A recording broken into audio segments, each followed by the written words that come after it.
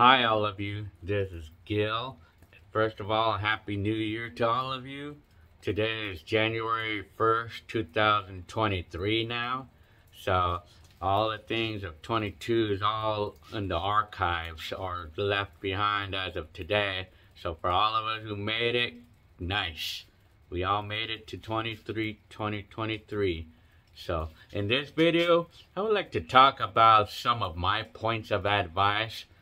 As a 52-year-old that I am right now, I would like to go ahead and point out some of these tips and advice about life. And this is all based on my experience and all the things I went through and everything, you know, like mostly experience.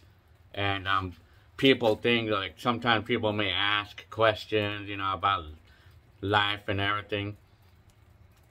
And some of this, I actually got it from some YouTube videos about older people giving advice. I know one video is from like Albert Einstein quotes, and there was some very valuable quotes in there. And then there's this website that I went to the other day, and it's Money People, or I think Money PPL. Is the name of this website, and I read this article, and it was a good one, a really good article. I'll show you it right now.